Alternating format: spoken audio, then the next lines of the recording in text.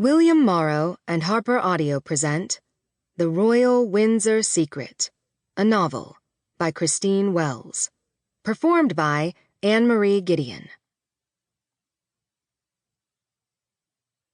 To my Nana, Maisie Robe, who loved books and who made her home an enchanted place. Prologue. Marguerite. Paris, France, Spring 1914. Jewels, ma chère. Jewels are the only things that matter. 23-year-old Marguerite Meller sat at a small marble and gilt table, watching as her employer and mentor went to a cabinet in the corner of the room.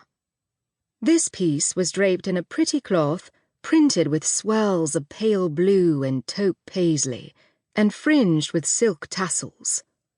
Lifting the cloth and draping it over the carriage clock that sat on top of the cabinet, Madame revealed what was in fact a dark green safe. The statuesque form of the maîtresse blocked Marguerite's view of the dial as she bent to open her repository of treasures.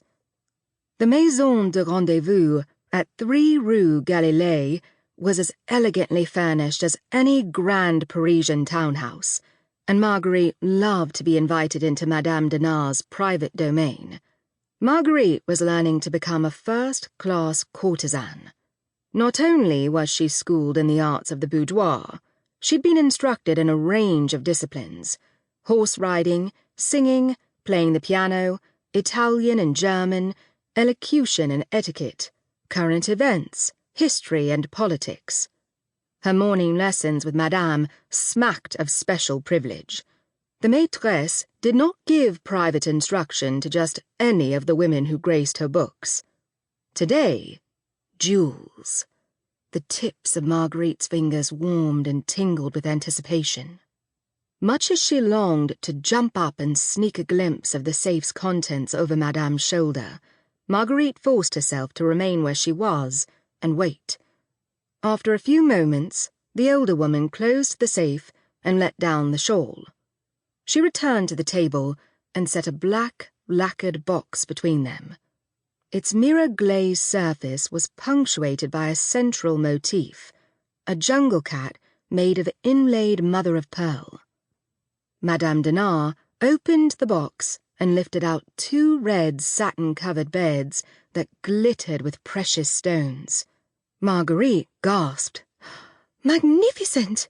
Madame, these are fit for a queen. How I should love to wear such pieces." Madame fixed Marguerite with a reproving gaze. "These are not mere decorative baubles, ma fille. Jewels, the right jewels, are the lifeblood of a courtesan. More stable in value than paper money, and infinitely more portable. Easily converted to currency wherever one happens to be, yet bestowing upon the woman who wears them a cachet which the mere possession of money never could. They are the first items a woman sews into her petticoats when she makes her escape, whether from a revolution, a war, or a marriage." Madame smiled thinly. "For courtesans and queens alike, jewels are always better than money." She jerked her chin. "Hold out your hand." Eagerly, Marguerite complied. Madame plucked diamond bracelets from their plush setting, one by one, and clasped them around Marguerite's slender forearm. The bracelets were cold and hard against Marguerite's bare skin. One was too tight and pinched her flesh, but she ignored the discomfort. She angled her arm so that the gems caught the sunlight, dazzling her. Not for the first time, Marguerite wondered about Madame Dinar's past. She was a handsome woman who took such excellent care of her skin that she might have been aged more than a decade younger than her 70 years.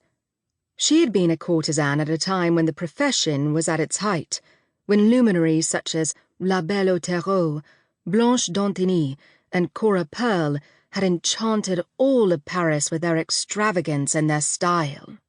Legends abounded telling of the lengths to which the Grandes Horizontales drove Sample complete.